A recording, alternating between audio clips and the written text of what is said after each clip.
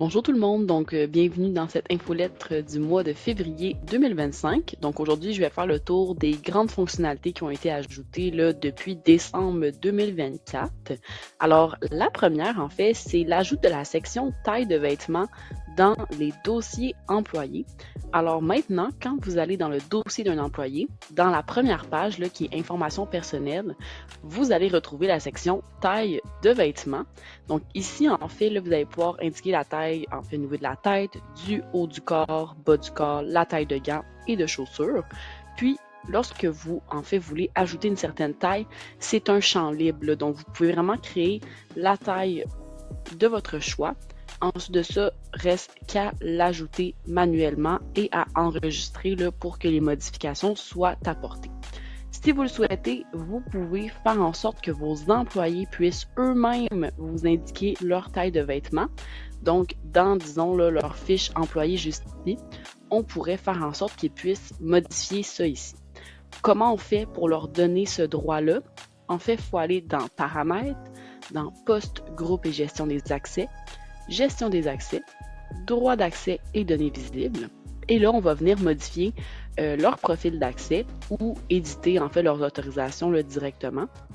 Alors ici, au bas, vous allez avoir information modifiable par l'employé directement dans son dossier. Et c'est là que vous n'avez qu'à en fait activer la taille de vêtement. On enregistre. Et maintenant, là, en tant qu'employé, disons si je viens modifier ma fiche employé, les champs sont passés au blanc, indiquant que maintenant je peux rentrer certaines informations là, par moi-même. Donc voilà pour l'ajout de cette nouvelle section-là. Une autre nouvelle fonctionnalité des derniers mois, c'est en fait la possibilité là, de venir paramétrer la visibilité de vos types d'heures travaillées. Qu'est-ce que je veux dire par là? En fait, quand on va dans Paramètres, dans la section Heures travaillées et puis dans la section Type d'heures travaillées, ici, vous allez avoir en fait tous vos types d'heures que vous voulez que vos employés puissent enregistrer. Mais ça se pourrait que vous n'ayez pas envie, disons, que les employés puissent dire par eux-mêmes qu'ils ont fait du temps supplémentaire. Alors, vous pouvez maintenant faire en sorte que certains types de temps s'affichent uniquement à certains employés. Par exemple, ici, dans mon temps supplémentaire, si je me dis qu'il y a seulement, disons, les employés dans mon équipe de développement qui peuvent en fait utiliser ce temps-là, je peux gérer la visibilité juste ici, puis enregistrer. Globalement, là, moi, disons, en tant qu'employé, quand je viens enregistrer mes heures, puisque je ne fais pas partie du groupe développement, en fait, quand je viens choisir comme ceci mon heure de travail et que je veux venir choisir un type de temps, en fait, j'ai pas l'option de prendre du temps supplémentaire parce qu'on ne m'a pas autorisé à sélectionner ce type d'heure-là. Donc, c'est vraiment parfait, là, surtout dans le cas du temps supplémentaire. Si jamais vous voulez garder ce type de gestion-là seulement pour vraiment les gestionnaires qui font les feuilles de temps, qui valident les feuilles de temps en fin de semaine. Donc, c'est bien de ne pas l'afficher aux employés et de simplement leur laisser un type de temps le plus standard comme le temps régulier. Donc, voilà pour la nouveauté là, en lien avec la visibilité des types d'heures travaillées. Donc, je vais rester dans cette section-ci pour vous parler de la prochaine nouveauté. Donc, c'est en lien avec les comptes de vacances et d'absence. Donc, c'est maintenant possible de personnaliser les noms de ces 3 comptes par défaut dans Alti. Donc, les comptes sont journée de maladie, journée d'absence autorisée et journée de vacances disponible.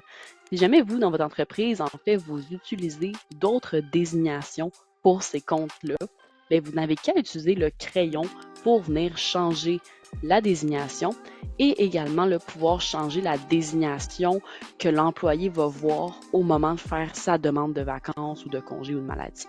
Donc ici, c'est personnalisable en français et en anglais. Également, si jamais vous, dans votre entreprise, vous avez 4, 5 comptes de vacances ou d'absence, donc vous avez plusieurs autres options. Donc, vous pouvez maintenant ajouter des nouveaux comptes. Donc, simplement, encore une fois, mettre la désignation dans la demande de l'employé, la référence comptable et est-ce que vous allez le gérer dans Alti ou ça va être connecté à votre système de paye. Là, ça, c'est si vous êtes avec Employeur D ou Netris. Donc voilà, ça vous offre un peu plus de liberté là, dans la manière que vous présentez vos comptes de vacances et d'absence Toujours dans le paramétrage des heures travaillées du module paramètres, en fait, on a ajouté la possibilité d'avoir des banques de temps dans Alti.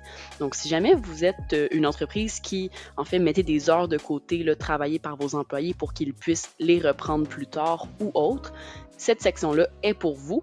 Donc, si vous utilisez des banques de temps, il suffit d'activer la banque d'heures et ensuite de ça, d'ajouter vos coefficients multiplicateurs.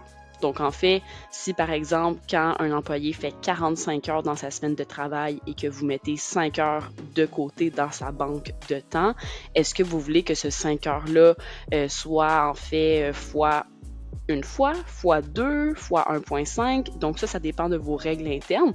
Donc vous allez pouvoir les ajouter juste ici. Suffit en fait de définir la désignation française de ce coefficient-là, la désignation en anglais, et bien sûr le fameux coefficient multiplicateur. Donc, une fois que vos banques de temps seront créées ou que votre banque de temps sera créée, lorsque vos gestionnaires ou les personnes qui valident les feuilles de temps vont être dans le compte-rendu de temps détaillé et éditable, ils vont, disons, pour une semaine de travail faite, venir en fait mettre des heures de côté pour certains de leurs employés. Disons que je prends l'exemple juste ici. Mai, en fait, elle était censée faire 36 heures, elle en a fait 40. On pourrait déduire qu'elle a fait peut-être 4 heures de temps de trop ou de temps supplémentaire. Donc, ce qu'on va venir faire juste ici au bout, c'est de mettre certaines heures là, dans sa banque d'heures. Donc, on pourrait venir transférer 4 heures qu'on va déduire du temps régulier qu'elle a travaillé cette semaine-là. On va choisir le coefficient qu'on veut appliquer, donc disons du temps simple, et on enregistre. Donc là, on voit maintenant que l'email, elle a 4 heures de côté qui vont éventuellement pouvoir être réinjectées là, dans une prochaine semaine de travail. Donc, on voit également que le temps régulier qu'elle a travaillé est passé à 36 heures. Là. Donc, c'est ça en fait qui va être exporté pour la feuille de temps. Si jamais vous voulez prendre des heures qui ont été mises de côté justement pour venir peut-être compléter une semaine de travail à un employé, en fait, au lieu d'ajouter des heures dans la banque d'heures, on va venir en déduire. Donc, on peut venir prendre, disons, 4 heures qu'on va ajouter en temps régulier pour cette semaine-là et on enregistre. Et voilà, le temps régulier est revenu à 40 heures. Tout ce qui est banque d'heures, en fait, les employés vont pouvoir consulter le solde qu'ils ont dans, en fait, l'endroit où ils font leur demande de vacances et d'absence. Donc, juste ici, ils ont, en fait, le solde qui se retrouve dans leur banque d'heures, géré par leur gestionnaire ou bien les personnes à la comptabilité. Donc, voilà pour l'ajout des banques d'heures.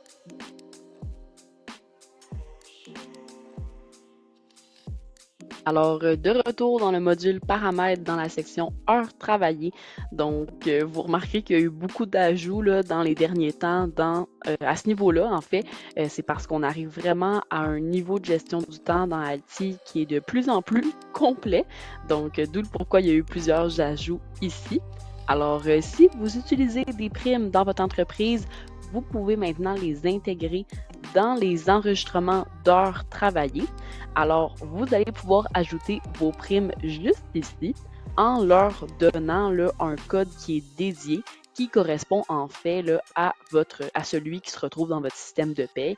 Donc, quand vous allez faire l'export des heures travaillées vers votre système de paie, ben, on va pouvoir reconnaître qu'un certain employé a droit à une prime en raison de cette référence-là et de ce code-là. Vous remarquez qu'on peut encore gérer la visibilité. Donc, si jamais ce ne sont pas tous les employés qui ont droit, par exemple, à la prime de nuit, ben, on va simplement pouvoir venir sélectionner le groupe d'employés qui ont droit là, de sélectionner cette prime lors de leur enregistrement d'heures. Alors, comment ça ressort pour un employé qui a le droit de voir les primes? Ben, en fait, quand il va venir entrer les heures qu'il a travaillées, il va avoir le droit ici d'ajouter une prime, donc parmi celles auxquelles, en fait, il est autorisé d'avoir accès. Donc, voilà pour l'ajout des primes. Bien sûr, tout va s'afficher par la suite dans le compte-rendu de temps détaillé et éditable là, qui se retrouve dans le module heures travaillées. Alors, voilà pour l'ajout des primes dans les heures travaillées. La prochaine nouveauté est super intéressante, là, surtout si vous êtes dans une entreprise avec un grand nombre d'employés.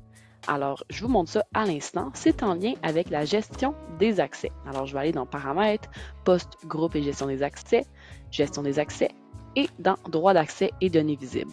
Alors, je vais venir éditer les autorisations de Charles là, pour vous montrer un exemple. Alors, dans la deuxième section ici, Accès aux données des autres employés. Depuis les tout débuts d'Alti, on gérait toujours ça par niveau hiérarchique. Donc, en fait, on choisissait, cet employé-ci, est-ce qu'il peut accéder aux données des employés qui lui sont subordonnés, des employés qui sont du même niveau hiérarchique que lui et inférieur, ou bien tous les employés dans l'organisation. Maintenant, on peut gérer cet accès aux données des autres employés par attribution spécifique. Qu'est-ce qu'on veut dire par là? En fait, on va venir récupérer les fameux emplacements, les groupes et les employés dans votre entreprise. Alors, on pourrait venir dire, Charles, lui, il voit seulement les employés qui sont rattachés au bureau de Québec. Ou bien, il voit seulement les employés de l'équipe de développement, ou bien certains employés à la mitaine.